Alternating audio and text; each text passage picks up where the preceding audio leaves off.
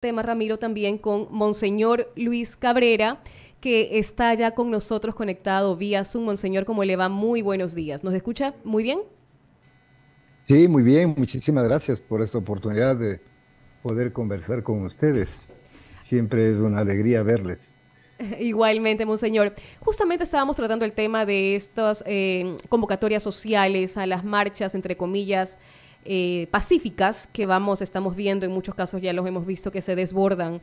Cuando inician como pacíficas, se desbordan dentro de su recorrido. En todo caso, ¿cuál es el llamado de la Iglesia, Monseñor, para el tema de estas manifestaciones, para el tema de lo que está ocurriendo a nivel país?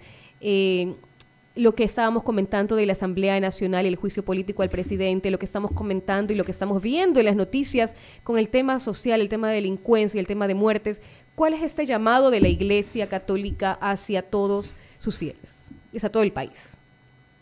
Bueno, yo creo que siempre es bueno hacer algunas precisiones. La primera, que las mesas de diálogo terminaron el 14 de octubre del año pasado. Por lo tanto, no se puede hablar de rupturas de diálogo o abandonos de diálogo, pues ya concluyeron. En segundo lugar, lo que existe es una comisión de seguimiento encargada de ejecutar los acuerdos. Entonces, esta comisión de seguimiento la que tendría que informar al país cuáles son los avances, los estancamientos, los retrocesos, más que el gobierno por un lado o las organizaciones indígenas por otro. Yo sí creo que es una cuestión de responsabilidad moral y legal el que la comisión sea la encargada de dar a conocer. Entonces yo creo que eso es importante.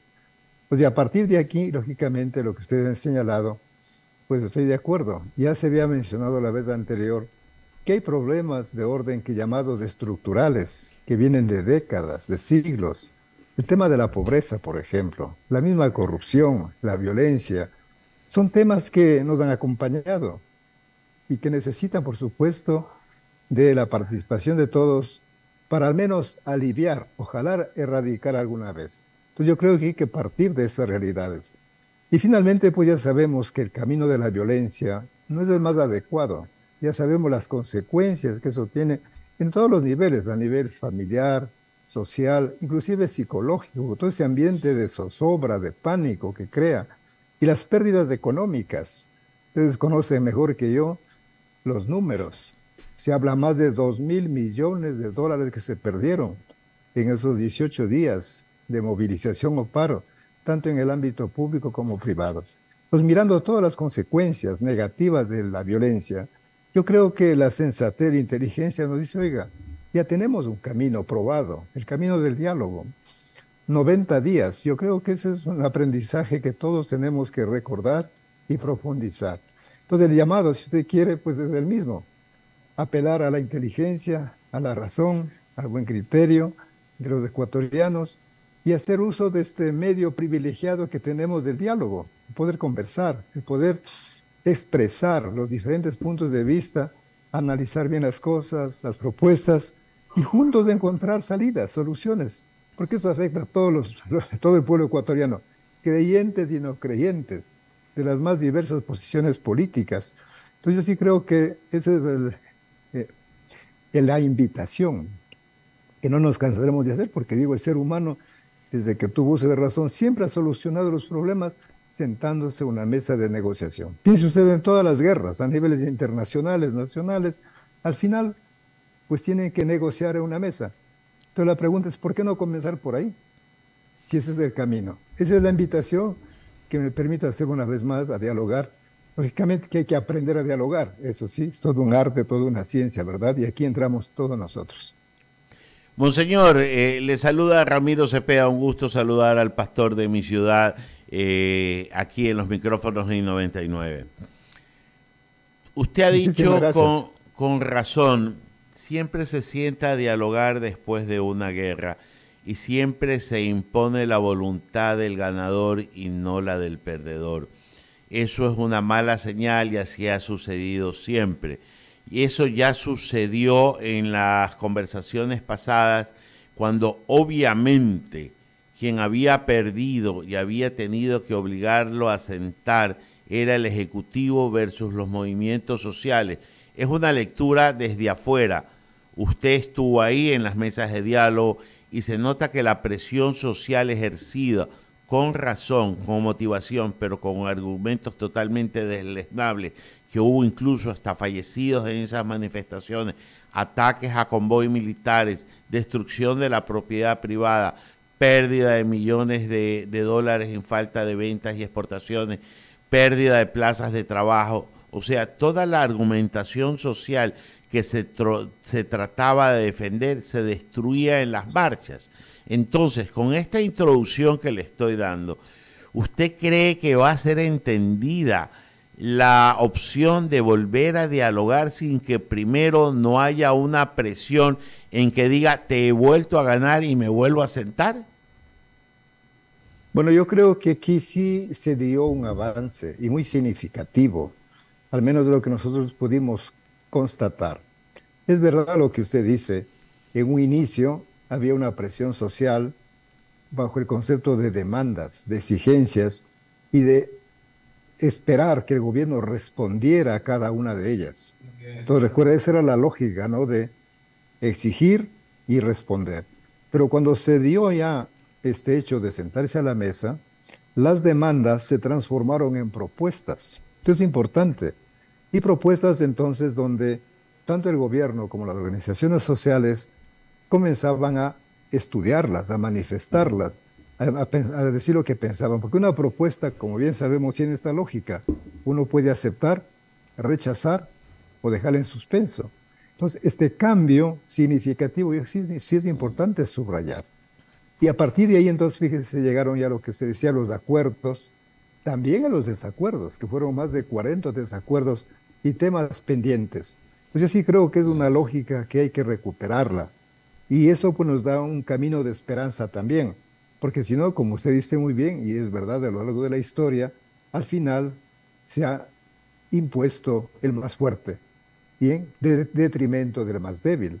Eso es lo triste también a lo largo de la historia, y por eso son las heridas profundas que quedan en los seres humanos y están ahí, sangrando. Y mientras no se curen, también son pues como esas bombas de tiempo, ¿verdad?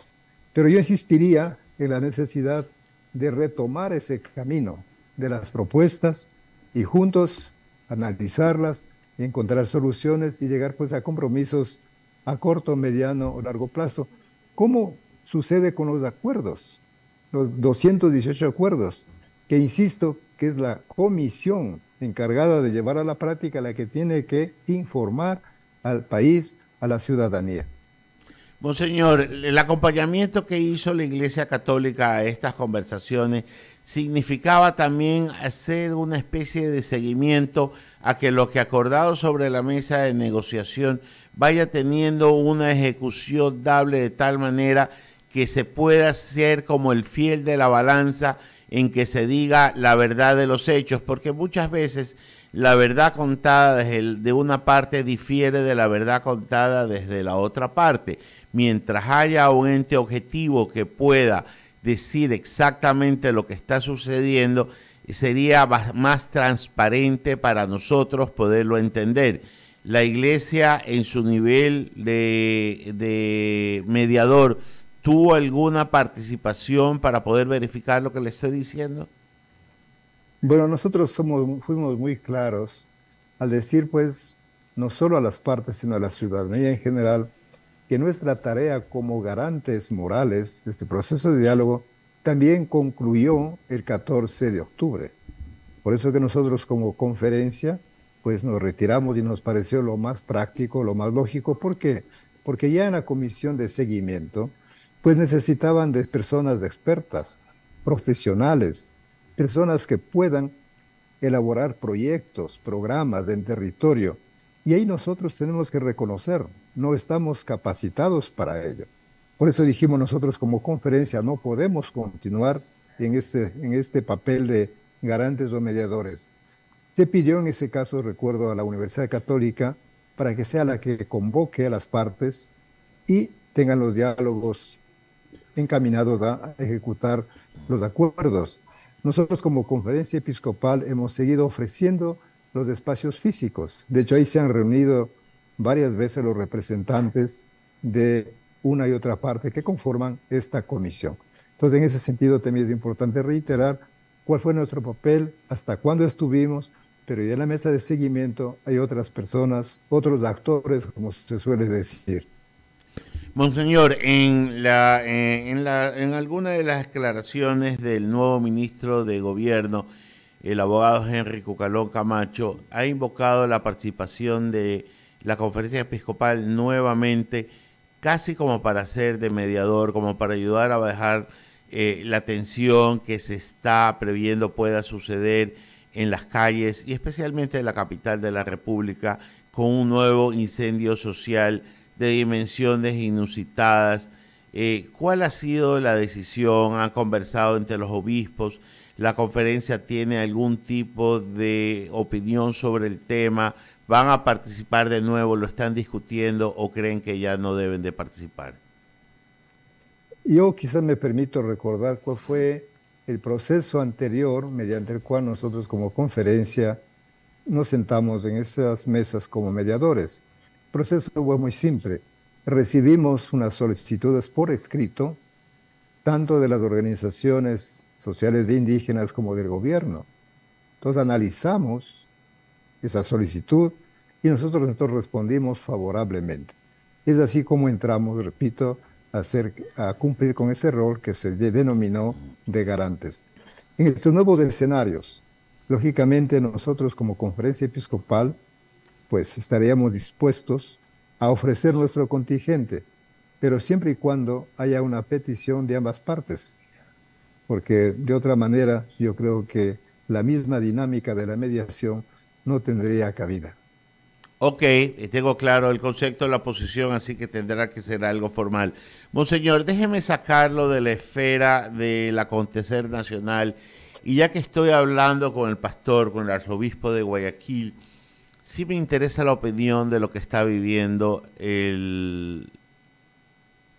los arzobispos, los sacerdotes, en general, el pueblo católico de Nicaragua con las acciones y reacciones de un gobierno que a todas luces está atacando a una iglesia que no toma partido, sino que incomoda cuando desde el púlpito pueden señalar cosas, pues no pueden guardar silencio en el mundo, porque si guardaran silencio no tuvieran razón de ser. ¿Cómo ve usted estos hechos? ¿Cómo los toma? ¿Han tenido alguna posición? Porque lo que se dice ya trasciende las fronteras de una persecución solamente política y casi es como una persecución a la fe. Bueno, nosotros como Conferencia Episcopal de Ecuatoriana también hicimos extensible una carta de solidaridad, primero a todos los ciudadanos nicaragüenses, porque la persecución va más allá del ámbito puramente religioso. Hay muchísimos políticos, líderes sociales, que por pensar diferente al gobierno, en este caso de Nicaragua, son perseguidos, encarcelados, desterrados, fíjese usted, privados de su nacionalidad. Entonces, nuestra solidaridad con todos los ciudadanos de Nicaragua, como también de otros países que viven regímenes parecidos. Luego ha sido nuestra solidaridad muy particular ya a la Iglesia de Nicaragua, concretamente a la Conferencia Episcopal, porque algunos de los obispos, sacerdotes y laicos han sido también juzgados bajo el concepto, bajo el delito de traición a la patria. Entonces nosotros de ahí invitamos y hacemos memoria que muchos de estos movimientos sociales que nacieron para erradicar las injusticias, todo aquello que dictaduras anteriores imponían y destruían a un pueblo, pues en el poder se olvidan y transforman el poder no en una instancia de servicio, de ayuda, de colaboración, sino en una instancia de dominio, de imposición, de no querer saber nada absolutamente de otra persona que piense diferente.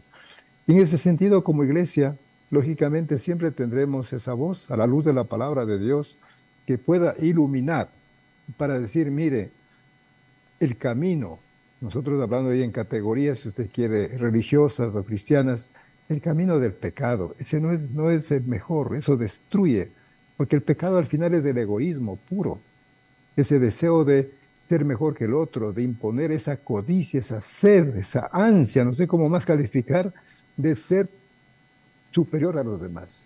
Entonces, en ese sentido, pues, siempre a nosotros como iglesia seremos perseguidos. Bueno, Jesús fue perseguido justamente por eso, porque él habló del amor, habló de la libertad para todos, habló de la justicia, habló de la solidaridad, habló del respeto a todas las personas, aunque piensen de diferente manera, no dejan de ser seres humanos y para nosotros hijos de Dios. Entonces nuestra posición ha sido muy clara, muy frontal, porque el Evangelio nos impulsa, nos lleva a ello, a hablar con la verdad. Y lógicamente nosotros oramos por los hermanos de Nicaragua, por esta iglesia perseguida. Y bueno, y ustedes seguramente han escuchado todas las burlas contra la iglesia, contra los sacerdotes. Claro, yo digo, esta es la gran tentación de los seres humanos, creernos, sentirnos y sabernos dioses. Y claro, ese es el pecado original.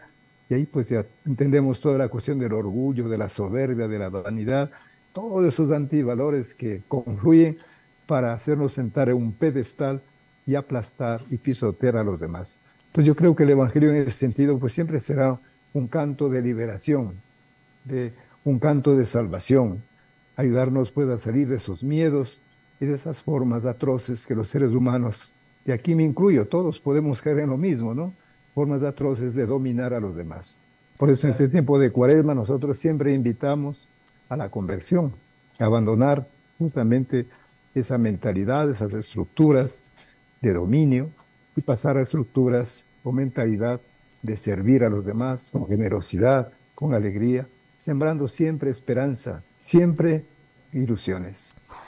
Ese era mi siguiente tema, señor Cabrera.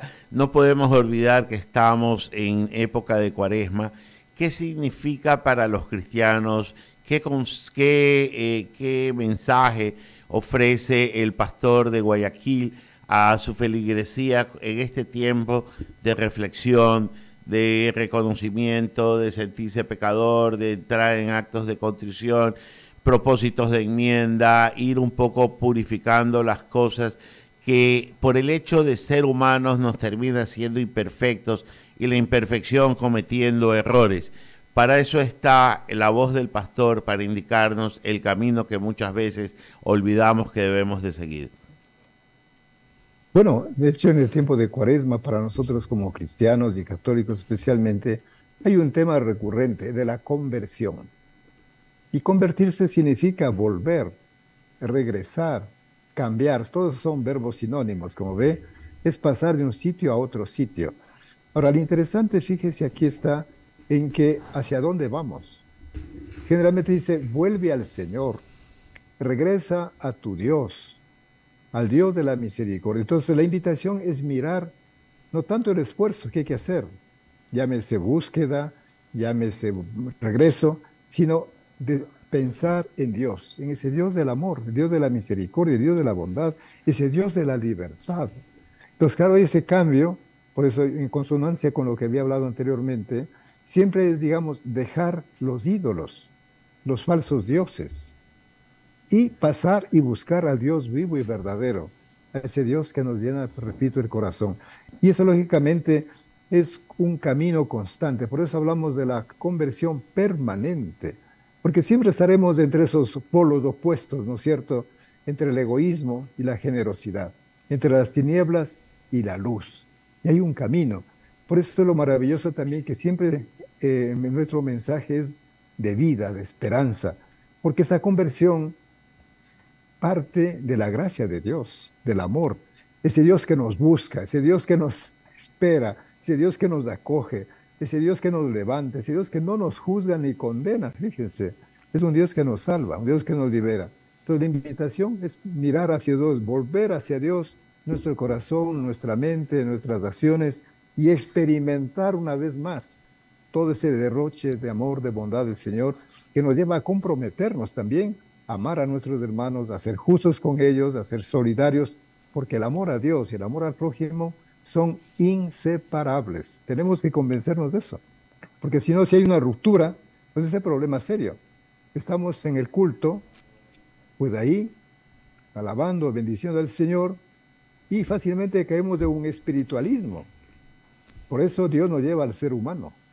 Hay que traducir el amor de Dios en actos concretos, en actos, en este caso ya de justicia, de generosidad, de bondad. O también pues a veces nos quedamos solamente en la parte humana que llamamos, no damos el salto a Dios. Por eso insisto en lo inseparable que es el amor a Dios y el amor al prójimo, tal como nosotros sabemos, y Jesús sobre todo nos ha enseñado.